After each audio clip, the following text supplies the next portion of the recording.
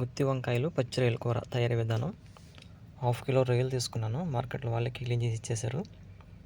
మనం తీసుకొచ్చి మంచిగా వాష్ చేసుకుని పక్కన పెట్టుకోవాలి. అలాగే 1/2 కిలో వంకాయలు కూడా తీసుకున్నాను. ఒక గిన్నె తీసుకుని స్టవ్ మీద పెట్టుకుని గిన్నె వేడైన తర్వాత ఆయిల్ వేసుకోవాలి. ఆయిల్ వేడైన తర్వాత 3 మీడియం సైజు ఉల్లిపాయలు తీసుకుని సన్నగా కట్ చేసుకోవాలి. అలాగే 6 పచ్చిమిరపకాయలు కూడా సన్నగా కట్ చేసుకోవాలి. వేడైన ఆయిల్లో వేసుకుని మంచిగా వేయించుకోవాలి. ఉల్లిపాయలు పచ్చిమిరపకాయలు మంచిగా వేగిన తర్వాత కొద్దిగా కరివేపాకు కూడా వేసుకోవాలి. కొద్దిసేపు మూత పెట్టి మగ్గనివ్వాలి. అలాగే ఉల్లిపాయలు బాగా మగ్గిన తర్వాత చిటికెడు పసుపు కూడా వేసుకోవాలి.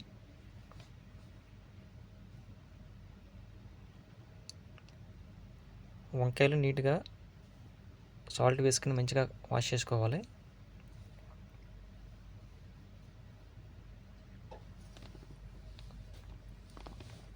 వేగుతున్న ఉల్లిపాయల్లో వాష్ చేసి పెట్టుకున్న రొయ్యలు తీసుకుని మంచిగా కలుపుకోవాలి. మంచిగా కలుపుకున్న తర్వాత కొద్దిసేపు మూత పెట్టి మగ్గనివ్వాలి.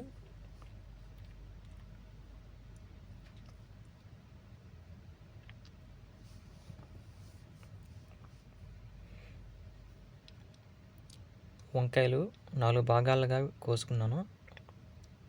అలాగా 4 భాగాలు వచ్చేట్టుగా కోసుకొని లోపల పుచ్చులేమి లేకుండా చూసుకోవాలి. మంచిగాను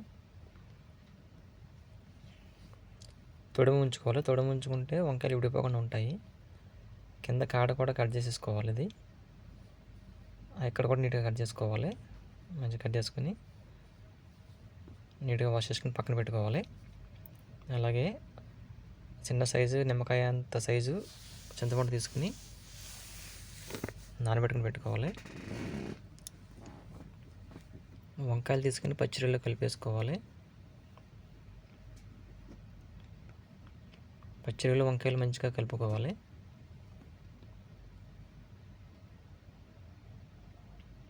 మంచిగా కలిపిన తర్వాత కొద్దిసేపు మూత పెట్టి ఒక 5 నిమిషాల పాటు మగ్గనివ్వాలి.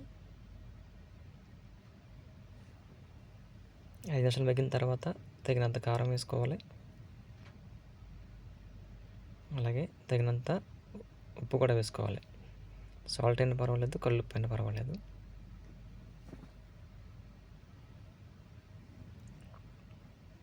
మంచిగా కలుపుకోవాలి. మూత పెట్టి ఒక 5 నిమిషాలు మగ్గనివ్వాలి. చింతపండు గుజ్జు తీసుకుని రెడీ పెట్టుకోవాలి. చింతపండు గుజ్జు తీసుకుని ఉడుకుతున్న కూరలో వేసేసుకోవాలి. వంకాయలు ములిగంత నీళ్ళు వేసుకోవాలి. మంచిగా కలుపుకోవాలి.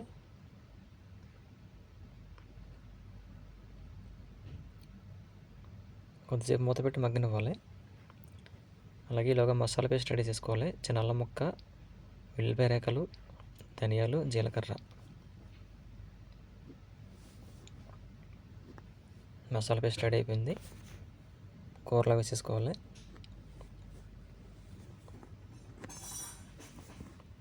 కొద్దిసేపు తిప్పుకొని